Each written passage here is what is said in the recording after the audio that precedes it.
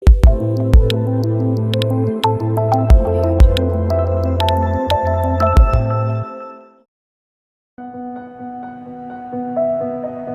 Jungle.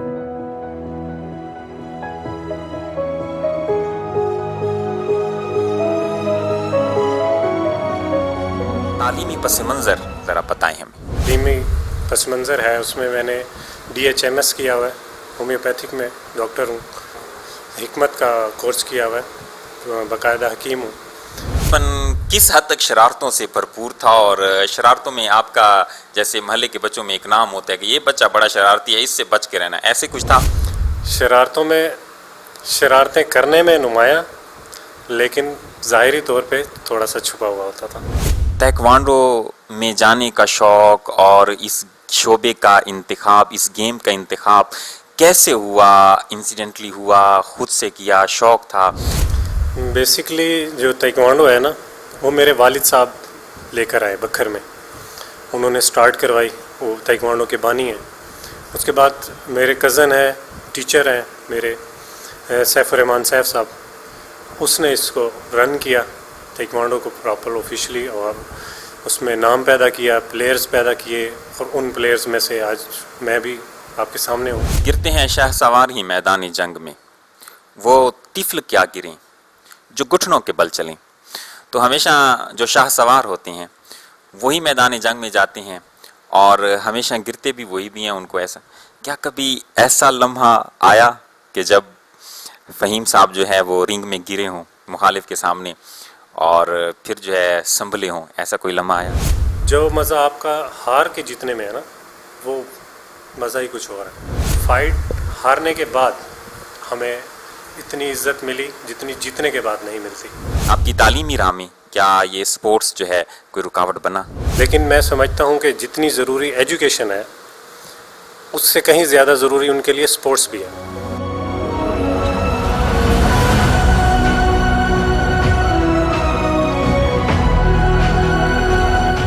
बिस्मिल्लाहिर्रहमानिर्रहीम। आगाज़ है रब्बे कायनात के बबरकत नाम से, जो बड़ा मेहरबान और निहायत रहम करने वाला है। तमाम तारीफ़ें उस ज़ात खुदा के लिए हैं जो हम सब का खल्क़ करने वाला है। उसी ज़ात खुदा के बबरकत नाम से आज के प्रोग्राम का आगाज़ करते हैं। बाकायदा तौर पर अस्सलामु अलैकुम। चैनल विनिंग वर्ड्स के प्रोग्राम भरपूर ज़िंदगी से सैयद आगा फवाद आपकी खिदमत में हाजिर है। मेरे मोहतरम नाज़रीन, जैसा कि आप जानते हैं कि इस प्रोग्राम का मकसद है उन लोगों के मुतालिक जानना और उन लोगों से आपको मिलवाना, उन लोगों से गुफ्तगू करना जो जिन्होंने ज़िंदगी में मेहनत की, जिदोजहद की और अपना एक नाम बनाया। आज मुआशरे में वो अपना एक ख़ास मकाम रखते हैं और एक कामयाब ज़िंदगी वो गुजार रहे हैं। उन्होंने किस तरह से अपनी मंजिल हासिल की? तो जी मेरे मोहतरम नाज़रीन, आज जो शख्सियत, जो नौजवान शख्सियत हमारे साथ मौजूद हैं, ये ताइक्वांडो के प्लेयर हैं और इंटरनेशनल सतह पर इन्होंने नुमाइंदगी की है। इन्होंने ना सिर्फ बखर बल्कि पाकिस्तान का नाम दियार गैर में भी रोशन किया है। और 35 साल के ये नौजवान जिन्होंने कामयाबी की इस मंजिल तक पहुँचे और यकीनी तौर पर अपनी सलाहियतों का लोहा मनवाया, आज मेरे साथ यहाँ पे मौजूद हैं मोहम्मद फ़हीम रहमान साहब। सर, सबसे पहले तो मैं आपको वेलकम कहना चाहूँगा कि आप हमारे इस प्रोग्राम में तशरीफ़ लाए।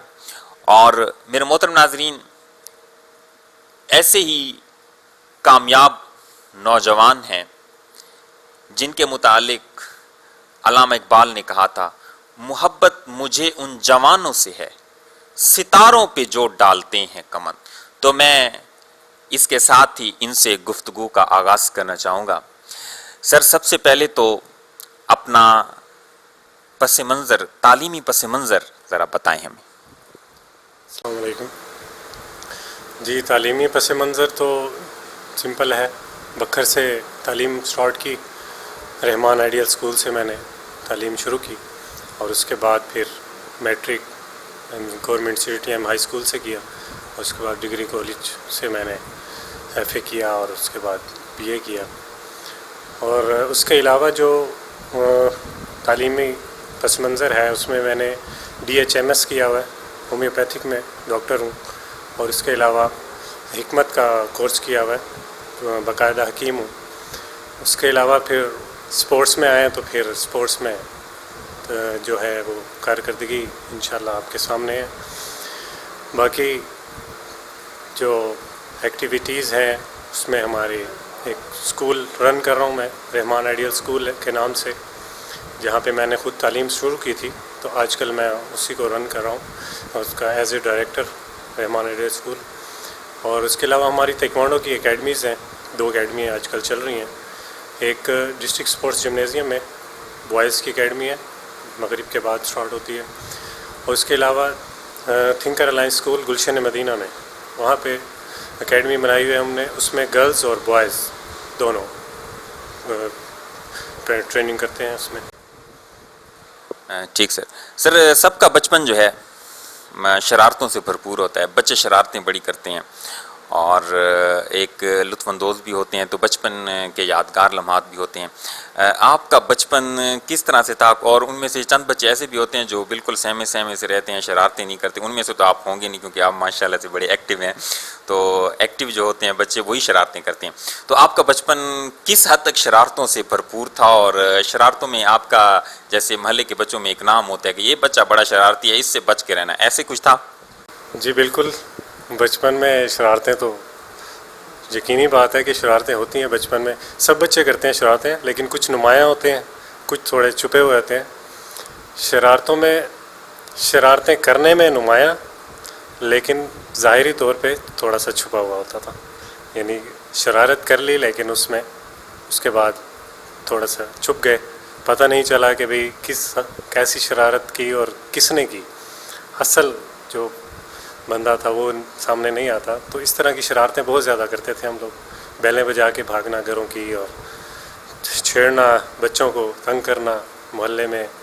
تو بہت زیادہ ایکٹیویٹیز ایسی شرارتوں کی, وہ زندگی بھری پڑی ایسی ایکٹیویٹیز سے. اس کے بعد پھر جب گیمز میں آئے تو گیمز میں انجوائے کی حد تک شرارتیں آ گئیں. یعنی انجوائمنٹ کے لیے شرارتیں کرتے تھے, لیکن ایسی شرارتیں جس سے کسی کو نقصان نہ ہو. جیسے جیسے بڑھتے گئے تو شرارتیں چلتی ہیں, اب بھی چلتی ہیں, لیکن اب ایسی شرارتیں ہیں جس سے کسی کو نقصان نہیں ہوتا. سوچ سمجھ کے ذرا سی شرارت کرتے ہیں. اور گیم میں انجوائمنٹ انہی شرارتوں سے زندگی بھرپور بھری پڑی ہے. کوئی ایسی شرارت جس سے سوچ کے آپ بہت ہنستے ہوں, آپ کو ہنسی آتی ہو کہ یہ میں نے کیا کیا, یا کوئی ایسی مزاحیہ قسم کی شرارت کوئی یاد ہے آپ کو, آپ ہمارے ساتھ شیئر کرنا چاہیں گے؟ جی بچپن میں کزنز کے ساتھ, چھوٹے ہوتے تھے ہم لوگ, اتنا تو نہیں ہمیں پتہ تھا. تو ایسے ہی ہم نے کھیلتے ہوئے ایک چھوٹے کزن کو ہم نے روم میں لاک کر دیا.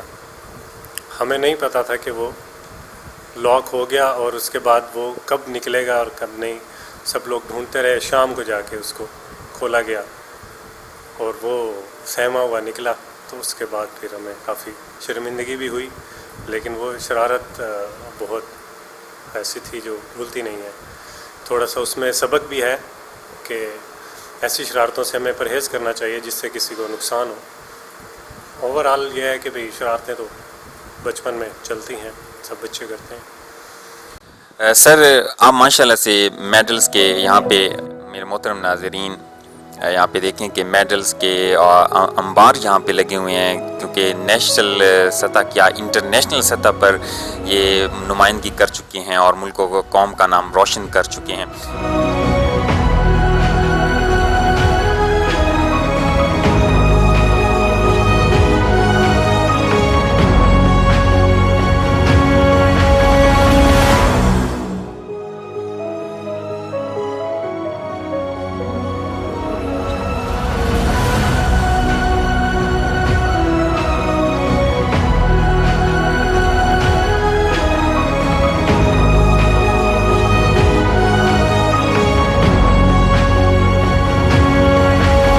تو سر میں جاننا چاہوں گا کہ تائیکوانڈو میں جانے کا شوق اور اس شعبے کا انتخاب، اس گیم کا انتخاب کیسے ہوا؟ انسیڈنٹلی ہوا، خود سے کیا، شوق تھا، کیا تھا یہ؟